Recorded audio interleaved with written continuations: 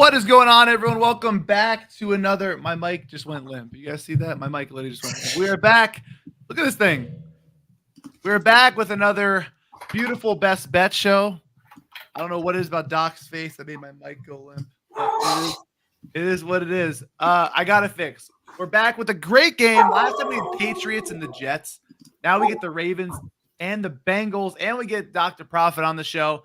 Honestly, I don't like that he's next to me up here. Usually Austin is. It may be a little uncomfortable, but now he's back down there. Austin, we'll start with you. How you feeling today, brother? Dude, I'm feeling great. Monday Night Football was read to a frickin' T, bro. Sunday was great. The NFL has been printing for your boy, so I have all good vibes. Hoping to continue it. Looking for my 6th straight consecutive week of winning for NFL, which after a brutal first couple, feels good to be able to say that. So excited to see where we go today. Doc, how you doing, bro?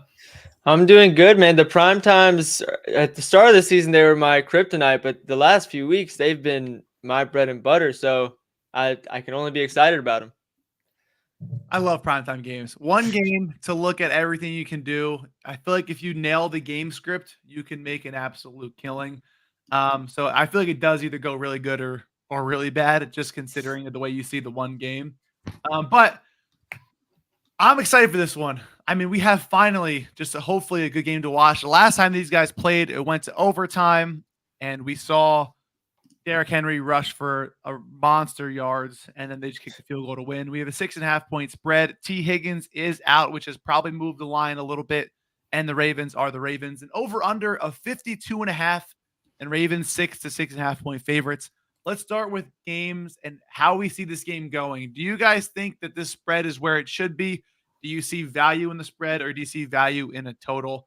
I'll go first and say, honestly, I know it's divisional. I know it's Thursday. I know it could be an ugly game, but I just think the Ravens are that much better than the Bengals, and I think I'll take anything 6 or less. That's kind of where I stand. I want to like the Bengals, but without T. Higgins, I just don't think they have enough star power, and the running game is not where it should be, to where I think that they can make it work. I think they can keep it close, but Lamar in prime time has just always been nasty as well. So I lean the Ravens -6 if I was forced to pick a side. Austin, what are your thoughts? I fully agree. I mean, I just watched this Eagles team dog walk the Bengals 37-17. I like the Ravens more than I like the Eagles this year, and I think they absolutely shit on the Bengals tonight. I would probably take this up to 8.5, honestly. I'm pretty confident in the Ravens to cover. I'm not high on Cincinnati. I think they're going to be playing in a trailing game script. Last time we saw them, they got up early and they were able to keep it close because they built a lead early. I don't really see that happening. I'm pretty confident on the Ravens today at home. So I'm kind of with you guys. I think the Ravens are going to win, but the spread is a little pricey for me. I think, especially with divisional games and Lamar dealing with the injury that he is, I don't know that I like either side of the spread, but I am confident in the fact that the Ravens are just a significantly better team. So if I had to, I would take the Ravens spread, but it's not something that I'm going to be on personally. Yeah, I hear that. I'm not making it like an official play, but that's just where I'm at. Like if I have to pick a side, this Ravens team's shown me a lot of good football lately. No, I agree. I think that we are all under the impression of a possible good passing script for the Bengals and the Ravens to have a lead, at least late, and maybe whatever happens down the stretch happens down the stretch. I'm on Shocker, a Thursday Night Football kicker prop. I'm on Justin Tucker.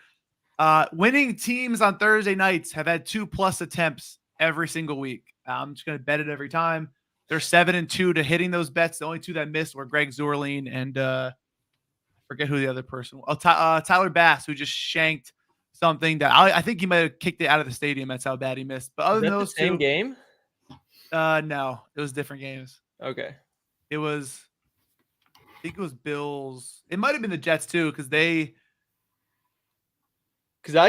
think I took Bass in that Jets-Bills game, and I missed the same one. I feel like the Jets have played like 3 times on Thursday. Oh, every week they have a primetime game. It's the worst. That's because they were supposed to be good. So NFL were giving us what we want. Yeah, I'm on that play. And on the Bengals side, I like Mike Gesicki, as does everybody. But this happened last primetime game. Me and Austin talked about Kate Otten. Everyone was on it. It cashed pretty sweat-free. I think this one isn't as confident as the Kate Otten one, but I think it's up there in terms of who the hell is going to produce and good possible game script. So I'm on Gesicki. Austin, what's your favorite prop for tonight? Yeah, I got 2 spots. I like the Gesicki look. My only concern I told you about yesterday was just that he's favored under 4.5 receptions, which was odd to me. Otten was like 5.5 minus 150 for the over, So like I felt like that line was a little bit more promising. I like Gesicki. It's just I'm pretty nervous with what he's done, needing 50.5 yards. Obviously, Higgins is out, so I get that sample size, but only going over a 3 of 9 was what kind of scared me off. But obviously, with Higgins out, he's been unreal. I went Yoshi, Andre Yoshivas, I think is how you say it. Doc can pronounce it for me. You got it right this time. I was giving Austin shit before the show. My read for it is basically he's minus 200, minus 220 on a lot of books, over 1.5 receptions. He's gone over 20.5 receiving yards in 5 of 6 games when he has 2+ catches. So I'm kind of trusting the narrative that T. Higgins is out, like you said, Chucks. I don't expect Yoshi to be the wide receiver 3. I think it's going to be Jamar Chase and Mike Gesicki are obviously going to probably have more yards than him. But at 20.5, when Joe Burrow has a 275 pass yard line, like, yeah, sure, we'll say 80 goes to Jamar Chase, 55, 60 go to Mike. That's only 140, 150 yards. Like, 120's got to come somewhere. I feel like asking Yoshi to get 22 seems like a really, really good spot. He cashed last time against them with a 39-yard reception. So it's just one of those spots where, I mean, he could cover in 1 catch. And if he gets 2 to 3 catches, I feel like I'm probably going to cover this. So I like him laddered up to 30+. I think that's a really good spot. And I just think this is 10 yards mispriced, honestly. So that's probably my favorite play today. Love it. I do love it. Doc, what are you thinking? So my favorite play, people are probably going to hate, is Chase Brown under 60 or 59.5 rush yards is what I got. He's 60.5 some places now. But this is probably the worst matchup you can ask for. The Ravens are allowing like 3.3 yards per carry to running backs or something like that. And I think everybody saw the 27 rush attempts last week, and they're like, oh, his volume's crazy. He's going to go crazy. They were up big the whole game. Zach Moss wasn't there. And although Zach Moss isn't going to be in the game today, they did just add Khalil Herbert. And for anybody who knows who Khalil Herbert is, he can't pass block for the life of him. He's not really a receiving back. So if he's on the field, he's on there to run the ball. He's probably going to steal some rush attempts. And in a game where we all agreed that the Ravens are probably going to be leading, the game script goes against them. He's going to have some touches that go against him that I feel like a lot of people aren't forecasting. And the matchup is horrible. So it just checks all the boxes for me. And by the way, not a single running back has had over 52 rush yards against the Ravens, if I'm not mistaken. So you're giving me 59.5 for a guy that's not like a Christian McCaffrey or Derrick Henry-esque player. I just think it makes too much sense. Yeah, I think I may join you on that or an under rush attempts. You are spot on. Baltimore allows the fewest yards per rush attempt at 3.4. It's better than KC, better than Minnesota, better than Pittsburgh, better than Denver. And I just think with Khalil Herbert, short week, you also have to assume like they were scrambling with the Zach Moss injury. He had 27 carries last week because they were up 31-10 and they had great game script. And now you have a short week and you're telling me a guy who runs 27 times 4 days later, you want him to rush 16 plus times again. I just don't see it happening, especially with already the injury that you already have. Losing game script, to me, I think they let Herbert run a few plays, or maybe they just run, maybe they do a lot of pass heavy things. Because if you abuse Chase Brown and he gets hurt, God forbid, like you're pretty much toast. And I think the short week, this is what happens. It's a gross game script. He only ran 9 times in 4 quarters the last time. Yeah, Zach Moss had 9 carries as well. But they only had 18 rush attempts combined with the 2, and they had good game script for most of the game. So for me, I think if the Ravens do get out early, they're going to have to abandon the run early. And I just don't see that happening. I think I'm joining you in either the rush yards or pivoting to the rush attempts. Either way, I like the look. And I don't think he breaks out for a big carry either. I think you have the promise of he can have a rush attempt and go for -1 yards. And that helps you out a ton as well. So right. I think you can't go wrong either way. I'm going to probably add that to my card as well. As far as the game goes in a passing script for the Ravens, I know you said you're on a receiver. Are you touching Zay Flowers at all in this game? There's someone saying Lamar over 200 yards. His yards is like 230 something. Would you stay away from the Ravens passing game besides some guys with low lines? What are your thoughts?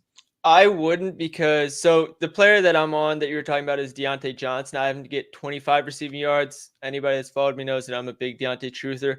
However, I think the addition of Deontay is canceled out by the fact that Isaiah Likely is out. So I don't think it's going to change much for Zay Flowers, Mark Andrews, and Rashad Bateman. And since the Bengals play a lot of single high coverage, that favors Zay Flowers a lot. He's been absolutely killer against single high coverage, and his lines are 60.5. He's been soaring. He's been one of the better receivers in the NFL as of late. So 60.5 is probably a little bit too low for anybody that wants to bite on any Ravens passing props, especially because with the issues that Lamar's dealing with, I guarantee there's like 3 or 4 scramble plays where instead of going off and sliding or taking a hit out of bounds, he just tossed it over the line to somebody for like a 5-yard gain. Yeah, no, I agree. I think the thing though is that Lamar's been playing so well, and Derrick Henry opens up the passing game so well, because you have to be honest that Lamar's been playing unbelievable. I really do think that they can get an early lead here and kind of jump out fairly soon. This guy says Andrews TD, which we'll talk about right now, I guess. We're doing our first touchdown. None of us have hit in about 2 weeks, but we're back for vengeance. Doc is back in his stepping stone right here to go for his take number 2. But I'm not going to lie. We could all say whatever we want, but we've been bad at this for 2 weeks. It's time to change, turn the tide, and let's cash some of these. All right. No more funny business. Let's go. Doc, you let us know who you're taking for your first touchdown. All right. I feel like if I'm not taking Derrick Henry, it's like you're just trying to be too cute with it. I'm not going to do anything stupid. I'm not going to overcomplicate it. He's like minus 250 to score a touchdown. So first touchdown, just give me Derrick Henry to get the first touchdown. Yeah, I think you have to do. I think we're going to clown you if you take that and clown you if you don't. It's kind of yeah, like if I don't take that and then he scores first touchdown, everybody's going to be like, what the fuck is Doc doing? So yeah. I know you're right. It is plus 370, which is fine. I'm going to take the guy who's actually going to score first, which goes against everything I said about the Ravens getting an early lead. But I'm going to go with Jamar Chase. Prophecy has been foretold. If you guys check out that video earlier, there's really no other way this doesn't happen. I mean, I ran like 1,000 simulations and he scored first in like 999 of them. The other simulation, no one scored a touchdown. So in all the ones that mattered, he scored first. And that's basically it. I think it's the only Derrick Henry or Jamar Chase. No one else even has a shot. So with that being said, Austin, you can tell us who you think is going to. And if you've been listening, Chuck says that every single week and hasn't hit in 4 or 5 plus weeks. So do as you wish. As we pivot off that, here's guys that are going to get in the end zone. Mark Andrews is who I'm picking, plus 1,200. I see him in the end zone tonight. Obviously, he's going to have an increased role. Him and Charlie Collar, I will probably be putting half a unit on each of them. I think one of them is going to get into the end zone. You make money if one of them does. Collar's plus 425 for an anytime. Andrews is plus 175. I like both them. Like Doc said, I don't think Lamar is going to run as much here. Perfect little dump off opportunities, especially in the goal line situations. They also have been stat padding Lamar's stats. You can't tell me they haven't been. There's been so many 1 or 2 yard passing touchdowns that Lamar's had. Those go right at our guy, Mark Andrews. So I like him at plus 1,200. And I think Collar at plus 475 for an anytime touchdown is worth a sprinkle as well. Yeah, no, that's I mean, say what you want about Lamar Jackson. He's had 10 touchdowns the last 10 passing touchdowns the last 3 weeks, 0 interceptions. So yeah, he's been good. I'm not. And that's what Derrick Henry's scoring every game as well. But you've seen it. They've thrown pass plays and shit at like the 2-yard line where they could easily just be like, here you go. Well, it's because everyone is like, oh, it's gonna go to Henry. So if you play action or whatever, it's smart football. It's one-on-one. But obviously it's trying to get the MVP votes a little bit too. I agree. Listen, we have a lot of smart guys. We have a lot of smart guys in our chat. I'm just going to name one of the guys right here who said it's got to be Jamar Chase. Listen, I couldn't have said it better myself. This guy said King Henry TD, which I guess is okay. You know, we all can't be right, but you know, one of us hopefully will be. And Anything else in this game that you guys like, or is that basically? I think we touched on basically everything. The last prop I'm on, just looking at the Ravens side, I know we didn't give a ton on that. I'm playing Derrick Henry, 17.5 rush attempts.